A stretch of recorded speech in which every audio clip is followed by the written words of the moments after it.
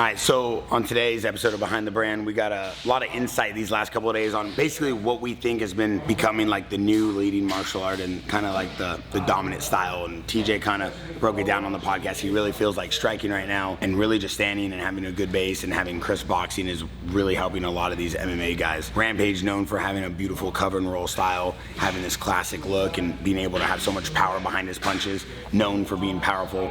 We also have TJ, who's one of the best strikers and one of the best guys in the game when it comes to striking, to understanding the concepts of what it takes to win. And then we have one of the best MMA coaches in the world, Eric Nixick, who runs Extreme Couture in Vegas, who literally has so many different dynamic fighters. He's managing over 100 fighters a week at his gym in Vegas.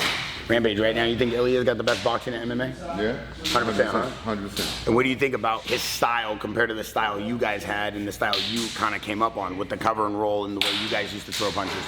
Well, I haven't really paid attention to his defense, but his boxing offense is next level. You really look at boxing like a defensive style and an offensive style? Yeah, I do. I look at both because I've always liked defense. Even though people think I didn't like block a lot of kicks and stuff in the UFC, people don't understand why I didn't care to block kicks in the UFC. In your earlier fights, you always used to throw kicks. Why'd you stop throwing them? Yeah, I stopped in UFC because people were desperately trying to take me down. Honestly, my team changed a lot when I went to UFC, and then I started doing more boxing and less kickboxing.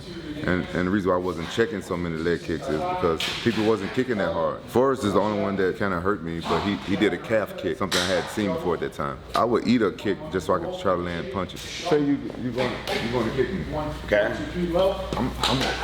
Yeah, so I didn't care. So normally if somebody kicked me, I'd stand there and kick, and I'm standing there. If you kick me, I'm coming there and trying to punch. You never care to get hit? Not in UFC. When I noticed people didn't kick that hard, I didn't care. If somebody kick hard, then I'm checking. That's great. Whoa. All right, listen, we got Coach Eric Nixick here. We got TJ Dillashaw. Hey, last time I trained with him with Machida, he kicked me so hard he broke a rib. Probably deserved it, bro. That's crazy work. I want to ask Eric real quick as he's training with TJs. You work with a lot of talent, and we know Rampage being one of the most, I would say, dominant, most just naturally gifted athletes. That's how he was able to kind of put together his game. TJ, dynamic movement all over the place. I mean, crazy footwork, understands the fundamentals of fighting, and then kind of adapted it, made it his own way, kind of pioneering that new Bang Muay Thai. Now you're seeing all these different fighters. You have the Stricklands, you have guys who can just kind of apply pressure, go at their own pace. Why is boxing becoming so dominant? It's always been dominant. It's a matter of how you address it to your needs. So you're describing a bunch of different styles. So for me as a coach, I want you to consider me, and I know I'm just a football guy, an offensive coordinator. Why do you say that?